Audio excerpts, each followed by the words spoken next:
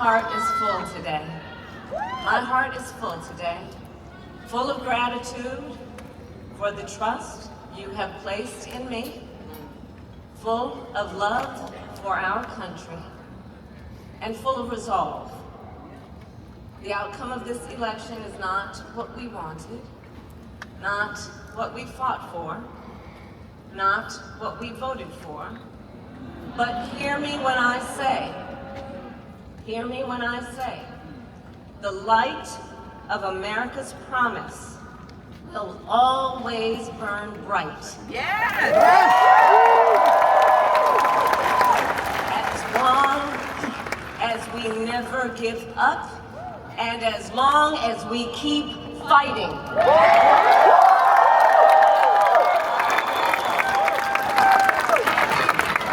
To my beloved Doug and our family, I love you so very much. To President Biden and Dr. Biden, thank you for your faith and support. To Governor Walz and the Walz family, I know your service to our nation will continue.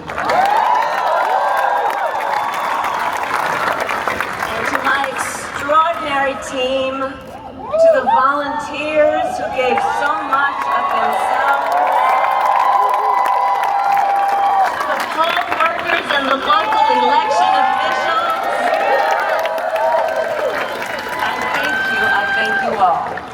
Look, I am so proud of the race we ran, and the way we ran it, Over the 107 days of this campaign, we have been intentional about building community and building coalitions, bringing people together from every walk of life and background, united by love of country with enthusiasm and joy in our fight for America's future. And we did it with the knowledge that we all have so much more in common than what separates us. Now I know folks are feeling and experiencing a range of emotions right now. I get it. But we must accept the results of this election. Earlier today, I spoke with President-elect Trump and congratulated him on his victory. I also told him that we will help him and his team with their transition, and that we will engage in a peaceful transfer of power.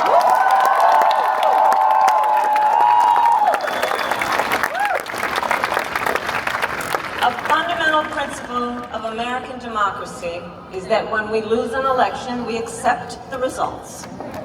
That principle, as much as any other, distinguishes democracy from monarchy or tyranny, and anyone who seeks the public trust must honor it.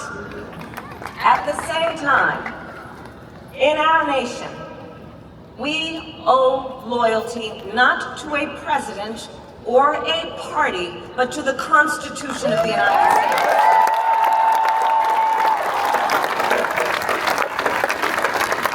And loyalty to our conscience and to our God.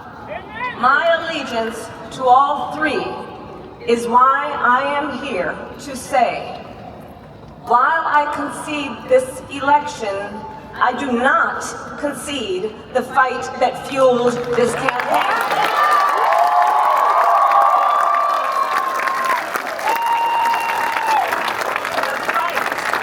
The fight for freedom, for opportunity, for fairness, and the dignity of all people. A fight for the ideals at the heart of our nation. The ideals that reflect America at our best. That is a fight I will never give up.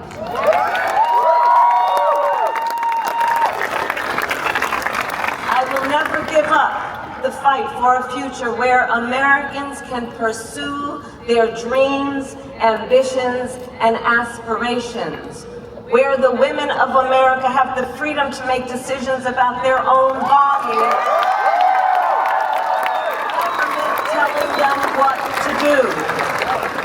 We will never give up the fight to protect our schools and our streets from gun violence. And America, we will never give up the fight for our democracy, for the rule of law, for equal justice, and for the sacred idea that every one of us, no matter who we are or where we start out, has certain fundamental rights and freedoms that must be respected and upheld.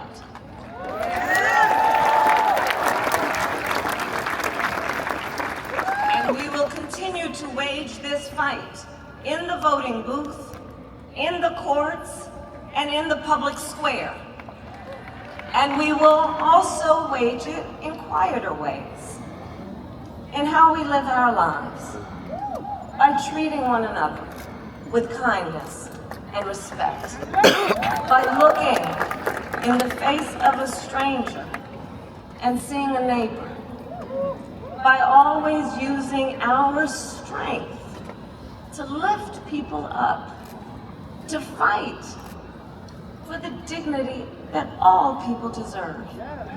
The fight for our freedom will take hard work, but like I always say, we like hard work. Yeah. Hard work is good work.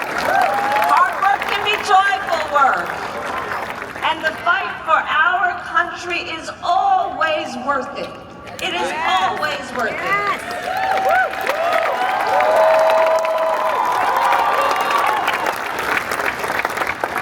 To the young people who are watching, We love you!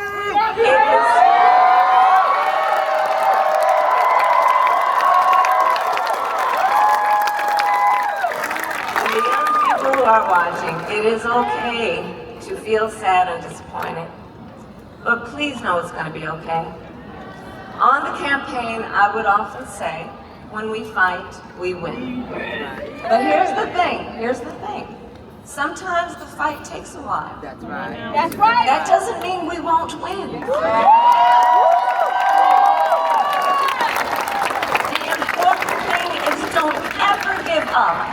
Don't ever give up. Don't ever stop trying to make the world a better place. You have power. You have power.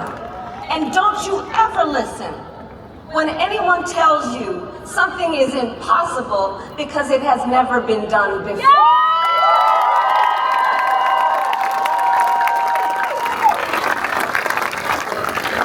You have the capacity to do extraordinary good in the world. And so to everyone who is watching, do not despair. This is not a time to throw up our hands. This is a time to roll up our sleeves. Yes. This is a time to organize, to mobilize, and to stay engaged for the sake of freedom and justice and the future that we all know we can build together. Look, many of you know I started out as a prosecutor, and throughout my career I saw people at some of the worst times in their lives. People who had suffered great harm and great pain, and yet found within themselves the strength and the courage and the resolve to take the stand, to take a stand, to fight for justice, to fight for themselves, to fight for others. So let their courage be our inspiration. Yes. Let their determination be our charge. And I'll close with this. There's an adage an historian once called a law of history, true of every society across the ages. The adage is, only when it is dark enough can you see the stars. Yes. I know many people feel like we are entering a dark time, We are. but for the benefit of us all, I hope that is not the case.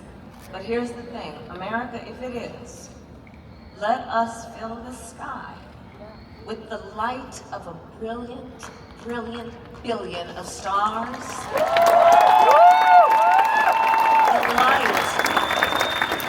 The light of optimism, of faith, of truth, and service.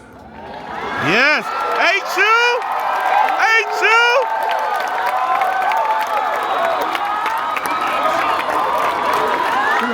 Truth and service, that's all right. That's the Howard motto. That work guide us, How y'all doing? even in the face of setbacks, toward the extraordinary promise of the United States of America. I thank you all. May God bless you, and may God